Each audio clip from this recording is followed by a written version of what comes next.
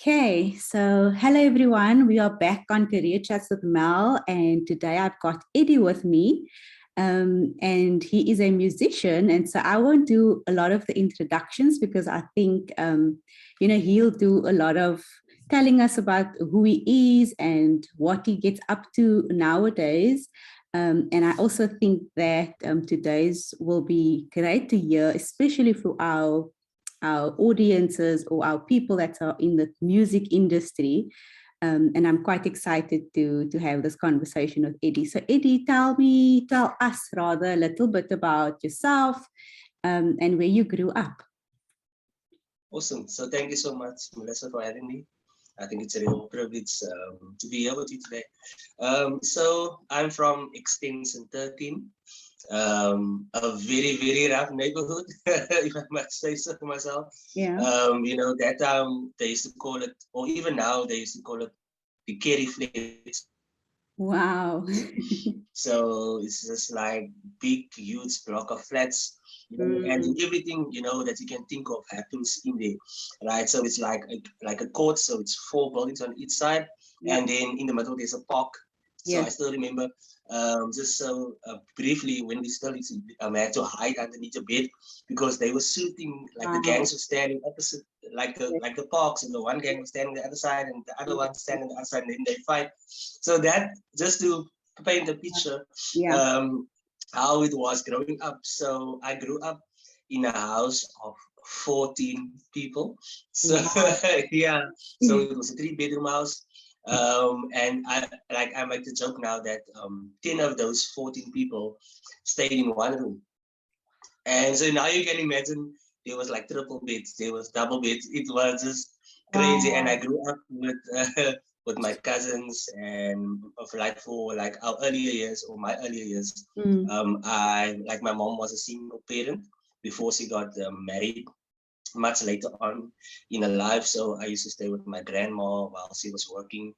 And yeah, that was like in the beginning, how it was there. So like I said, it was really crazy growing up, staying with like 10 cousins. And they were like crazy. It was just a madhouse. But I must say I learned a lot. Because they were much older. I was the younger one. Yeah. I think out of them all, I was the youngest. So I learned a lot, gained a lot of street knowledge from them. So there was like 2 ways that things were happening in the house. It's either you were good in a sport, or you tend to go to gangsterism or doing naughty stuff, and you have those 2 options. And growing up, I didn't really see any other option. It was either or. So it was either you're good in a sport, or you are how can I say? So you like going on the street and whatever. So to me, I didn't have any talent. Even I tried my best to play soccer, rugby, or whatever, but nothing seemed to work. And for the last part of my earlier years, I felt out of place. I felt like I didn't belong anywhere. I didn't feel special. I kind of got lost in the whole process, and yeah, up until where I found music, and that's where I really found who I was and really got an identity, if I must say so myself. So yeah, that was like in the earlier years, but we'll speak about my journey and how I found music a bit later on. But yeah, it was that's set up in the house. Can I ask, during that time, growing up, I like asking this question to all of the people that I talk to, because I think it's really important for us to recognize that in people. Did you have a type of champion or somebody that you could look up to, that you would, like, if you think back now, was that person, would you say there was that person for you that almost mentored you, or guided you? Or maybe there was multiple people. It doesn't really have to be one.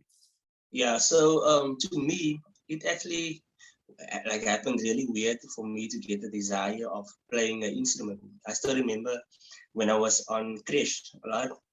We had this day where everyone came And there were some people that came to teach us some percussions and some, what is this, some shakers and whatever. And I can't remember how this guys looked, but I still remember what he said to me. He looked at my fingers while I was playing the shaker, and he was like, listen here, I think you have really good fingers to play the keyboard.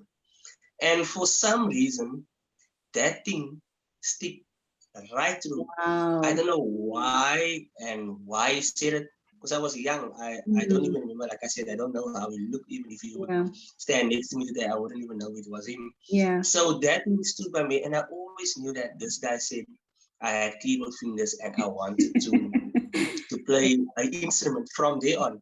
But like obviously, growing in a household and the community, you know, like that, it was really hard to get like mentors, and people reaching out, because all of the people that I went to say, listen, yeah, I have a desire, teach me.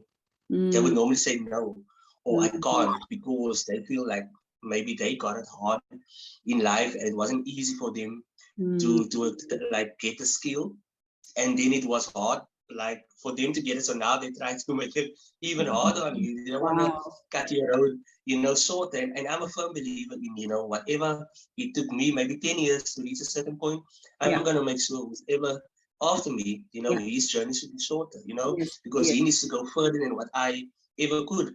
And that's my thing now that I have in my mind and in my head. So yeah, there was no real mentors. It was, there was, like I said, there was really no one to really look up to in that way of me even doing music, because there was no one doing music. It's like how I fell upon it was just my incidents, and I knew I had this thing in my heart, but there was nothing. So where did it start for you? So you are now a keyboard player, right?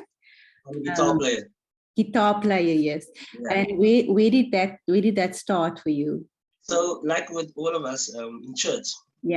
So I knew like from then I wanted to play keyboard, but there was no funds to buy a keyboard or even go for lessons. And I think there was a brother in church. He really used to like me, and he used to play guitar, because that time we were in a school, like a school classroom, having church there in Galar. So all we had was this guitar, this one guy playing. And that was really the only thing that I saw, like in my later years. So I was like, okay, seeing that there's no keyboard, let me try playing the guitar. And who knew it? I really took to the guitar really fast. It wasn't an easy journey. But I think looking back now, that kind of shaped me for what I am doing at the moment. And then are there any highlights before we get into how you've now crafted your business, and now you, like you said, you're passing on the knowledge to other people through your business?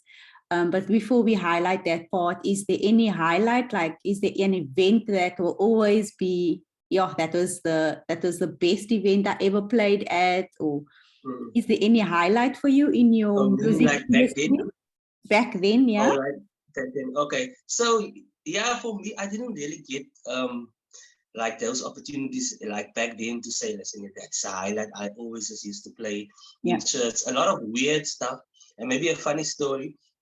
Because I was at this choir event, and then we kind of auditioned. We saw these girls, we met them while in youth, and they invited us to come to the choir. And then we went, and then we had to stand up, and then we have to say, okay, this is who we are, and this is what we play. And obviously I stood up, I said, man, I play guitar. And everyone was going on, yeah. And that to me, I was like, yeah, I'm going to do it. Because back then, that guy that taught me how to play guitar, he only know 3 chords. And to me, because that was the only thing that I saw, I thought that was music. I thought, listen here, that's all I would need to know, because this guy, for every song, he only plays that 3 chords. And he also said, listen here, with this 3 chords, that's all you're going to need to know. And that was my thinking. And when I learned that 3 chords, I thought, listen here, now I'm ready for the world. Let's take it on. And I went to audition, and obviously they thinking, yeah, this guy can play guitar. They let me in the choir, and we were playing. And I still remember they shouted change of key. And now back then, I didn't know change of key means you went to a different key and you have to play different chords. I just thought say for instance, you play the GCB. Mm. Now, in terms of keys, I'm playing the DCG. So Oh, just turning the chords around, and it was a mess. And I could see these guys looking at me, and they are thinking, "Hey, what am I doing?" But I'm so into the vibe, and I couldn't really hear what I was doing. yeah. But after a while, Mm. the choir director came to our house, and he said, "Listen here, we really like him, but I think for now it's best that he would just sing in the choir." So Oh, that was okay. my first experience with a band setup. Okay, man. And I think some of the highlights that I think that also stood Mm. out for me, it's just me walking to go and fetch the guitar. So that time we had Wednesday night prayer meetings, Monday night, and obviously the Sunday we had church. So I didn't own my own guitar. So to me to practice and to play, I had to literally like walk like 15 or 20 minutes to go and fetch the guitar at this guy's house, Wow. and that was my routine. Walking with the guitar, going and fetch it, and before church I need to go take it back. And but I had that desire to really, play an instrument and play the guitar per se, because that time the bug hit me, Mm. and I was like in it. I was going for Mm. it. So that was kind of just me walking with the guitar, and people started to say, "Hey, guitar man, what's a guitar man?" You know, and people started to know me like that and seeing with the instrument. So I think that was just my Your my highlight. highlight in the beginning. That's Yeah. awesome. That's awesome. And so tell us a little bit about how you got started, the name of your business, and like what was the drive for you to get this business particularly started? Why did you Yeah. want to go that route? So I think I've always, like I said, I've had desire, and I told myself back then, whenever I'm gonna be of a level where I'm able to give something, I would do that. Mm. And I've always, when I was traveling, so I traveled in the Middle East for a while. So, but every time I used to come back, I got guys that came to me, "Eddy, show us what you learned," Yeah. and this and that. And I was always open to giving, because Yeah. overseas you're learning so much, and you like literally on a world stage. Wow. So it pushes you to go to that next level that you never even thought of Mm. being at. So I'm really appreciative for that opportunities that I got over there. Yeah. But nonetheless, so it was in COVID that I did my, just before COVID in 2019, I did my last contract, and then I decided not to travel anymore. But it was a good thing, because a few months after that, Mm. COVID happened, Yes. and while sitting there, everyone locked down, and me obviously being teaching like way back still, and just trying to give whatever I had. I Mm. had the idea to start Strings Academy. Okay. So that's the name of my business, Strings Academy. So the idea was just to teach all things strings and guitar. Yes. So bass guitar, acoustic guitar, ukulele, electric guitar, all things strings, right? That Okay. was my desire, because I feel there's so much. Here in Cape Town, we normally just go for the Cape Town jazz style of playing. But me traveling, I saw there's many styles that we are lacking in Yeah. terms of rock, in terms of pop and R&B, reggae. Yeah. And me being over there, I learned so much from different people from all over the world. Mm. And I like literally learned the styles from the people themselves, them coming from Jamaica and saying, "Man, this is how you play reggae." Or some guys from the UK or the Philippines saying, "Man, try this out. This is rock. This is how you play rock." And that Yeah. was really my school. So I Wow. wanted to take that knowledge that I got over there and bring it home, so that we build a bigger standard and really Yeah. open Yeah. like the kids' minds to say, "Listen here, we can't be stuck in one bubble. There's so much out there." Because what we see on the mainstream here, it's only the one way of thinking and Exactly. playing. I Yeah. wanted to be that difference, to do something that's never been seen and have never been done by a Yeah. colored Yes. musician, Yes. Yes. coming from my background, Yeah. Yeah. I love that. And so your business was birthed in, let's say, a crisis moment, which I think is Yes, yes, think yes, yes. awesome, and it just shows sometimes we take advantage of our difficult or our challenging moments, but I think it's in those really difficult spaces that something beautiful sometimes always gets birthed from us, and I think this is an example of that. And so what was your first steps? Did you just open it up to your people? Was it word of mouth? How did you start actually, getting students in and actually just doing this on a daily basis? Yeah, so for me, I think it started with me uploading videos during that lockdown because everyone was home. Yeah. And a lot of time on our hands. So I started uploading videos of me playing.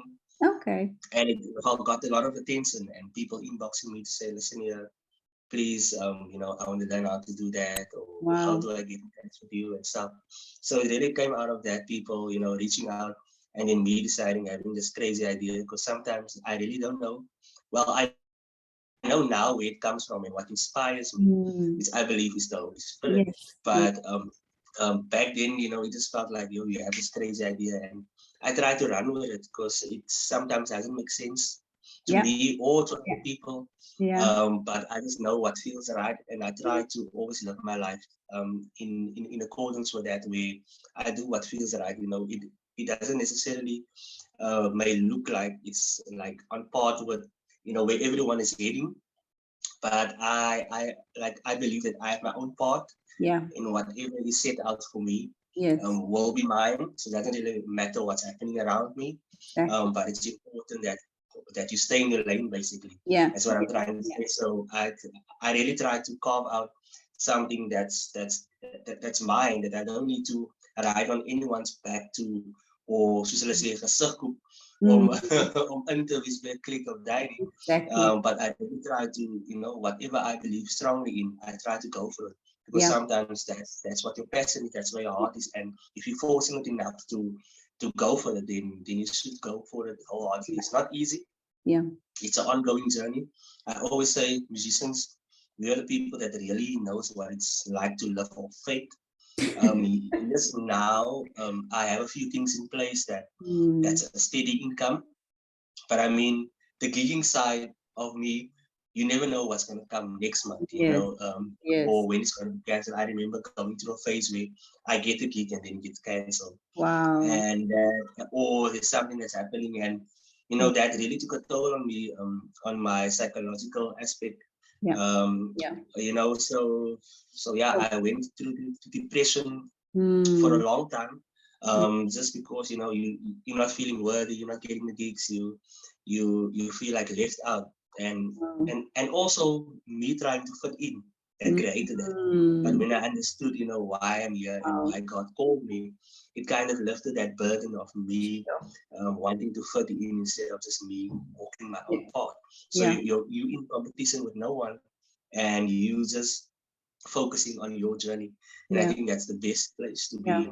It's a constant process, but we walking and we moving. As long as we move, that's what it's about to me. I think I want to highlight some of the things that you were saying just now for those people who would be listening. And one for me is striking. The first thing is I just always want to highlight using what you have in your hand. And during lockdown, what you had available with you was, I don't know how you recorded yourself. Maybe it was on your phone. Maybe you had a camera. I don't know. But I mean, you used literally what you had in your hand. And it just shows that if you do just recognize what you have available, it doesn't have to be the fanciest technology or this or that. If you don't have, I keep saying this, if you don't have internet, you record yourself, record the video and go to an internet shop, or maybe go to a coffee shop that has internet and upload that video. Because like you're hearing from the story, you just never know where that might take you. And that is literally then being almost the spark, to where you are right now, because you've just taken that bold courage step to just put yourself out there. And like you're saying, walk in your lane, like you call it. And I think it's a really important, I think, lesson for our musical industry. I think there's a different part in Cape Town. There's this music industry where people go and study, and maybe their paths are a little bit easier because they have the certificates or the degrees behind them, and so maybe they find a job easier. But then there's also the other side of self-taught musicians like yourself that have to literally carve out their next job themselves, or wait for that job to come in. And I think it's like you've highlighted, it's a stressful space to be in, and it does affect one's mental health if you're not able to put enough food on the table because you are waiting on a gig. And so I think I just wanted to highlight from what you were saying, for those of the people who are listening. And then I also just wanted to hear a little bit about, because I think that's also a beautiful thing about how you took up that opportunity to even travel, and that being your school. You literally you are learning as you are living. You didn't just leave it there, you brought it back and you made it something, you packaged it in a way that now sustains you and it sustains your family. So I think I just wanted to hear a little bit about that first experience of you traveling, and then did the travel bug bite, or is it because I don't know why did you keep going back, and then eventually obviously stop? Yes, so like to me, I think it was in 2012 when I got my very first contract to go overseas. But before then, I just got into working in the secular scene with a group called Contagious. So we were fresh out of the college scene. There was a music school that back then in Kensington that was called CMI. Now me, I literally went straight from the school benches into that situation. Okay. By no means was I prepared. I was probably one of the weaker musicians there, because everyone that came there could play, they've done gigs before. Coming from my background, I literally don't know anything about gigging, but I knew I had desire. So that meant I needed to work like 10 times harder than some of the guys. But I think that was needed because that pushed me and still pushing me to really move and go for what I want, because I know I'm coming from behind. So I need to walk faster. Wow. Sometimes I need to run to catch up, not with them, but like to my journey, because it's crazy sometimes when you see how far you've come, and some of the guys that was ahead of you, you sometimes leave behind. And wow. And I'm not saying that because of like I want to boast or anything, but I'm saying it because I know how hard it was for me, and having the desire and seeing these guys doing the stuff that I'm now doing. And you always had desire, but you didn't know how to go about it in that way, and how to go about it. But fortunately enough, I was in the right place. I was working with this guy called Ernie B. He was a Coca-Cola pop star. Okay. So back then he was coming from Coca-Cola pop stars, and I always used to watch the show. And then I knew the drummer in his band. So he approached me to come and play for him. And while we were doing the gigs like around Cape Town and stuff, then he obviously already went overseas. His name is Dion, the drummer. So obviously him being there already, he said, guys, I had this opportunity.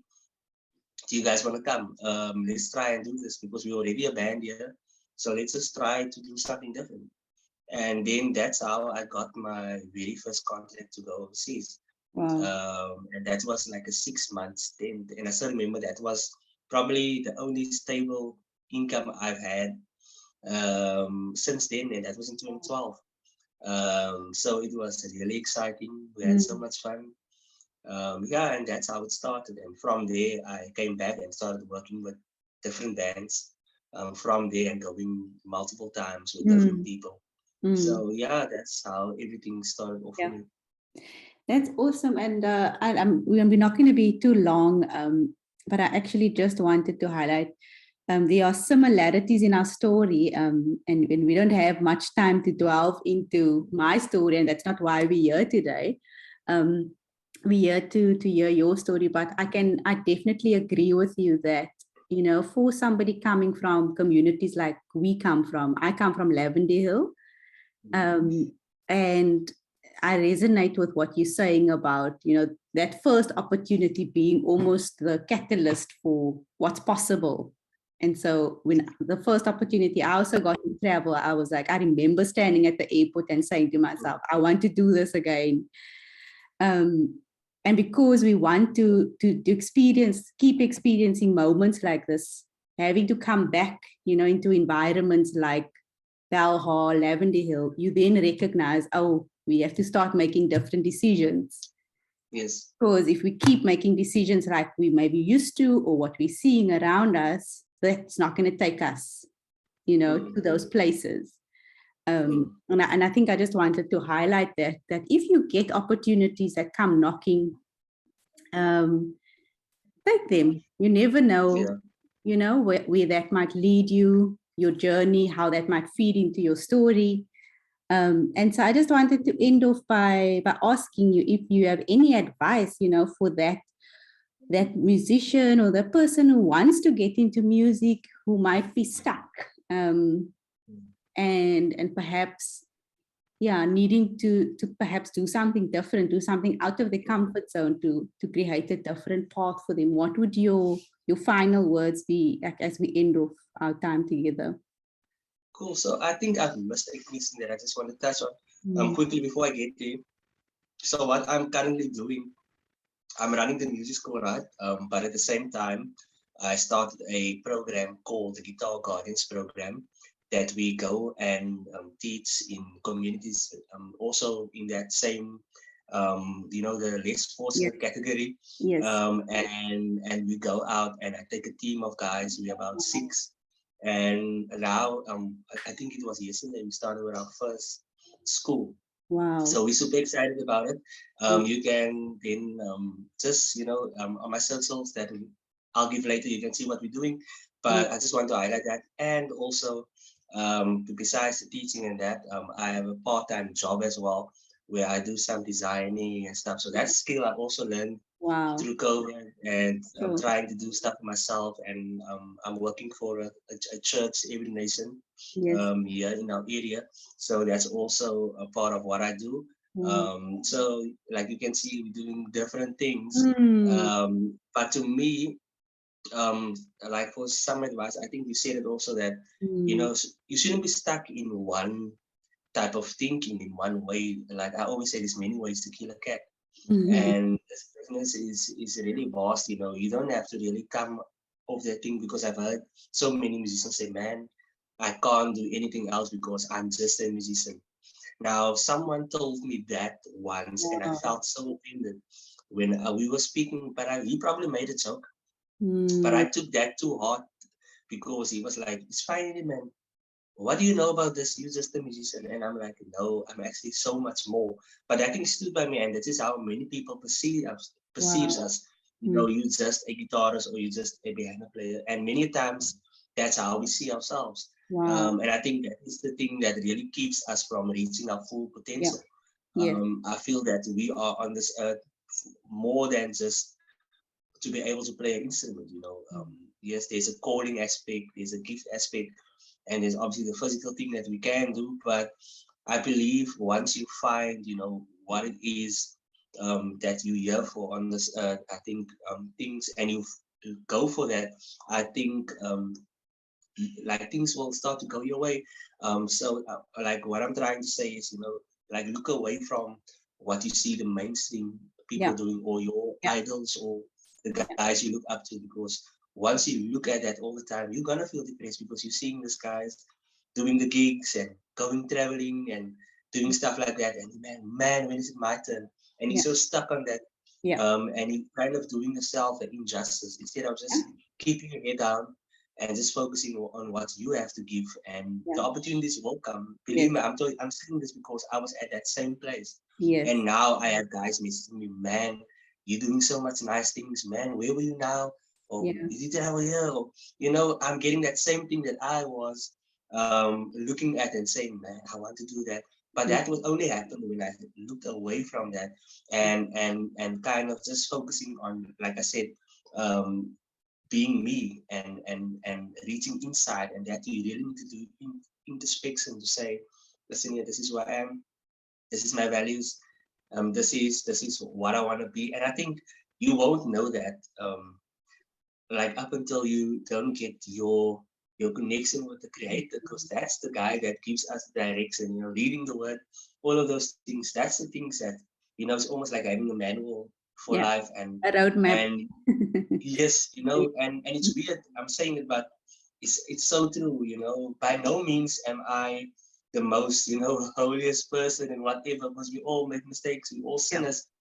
But just understanding that where it all comes from, and knowing what is your source, and our source not being any person or that type of thing, but being God, is our source. And looking away from any other thing and just focusing on that, I think you can achieve so much by just doing it. And I'm saying it very, it's sounding kind of just so easy, but I know it's not easy. It took me a while to get there, and I had to do a few steps to take my attention away from what was going on. Even if that means blocking that person, that's just making you, that's not good for your mental health, just blocking him or removing him as a friend on Facebook, because sometimes we do these things ourselves. We go and look, we want to see what you guys are doing.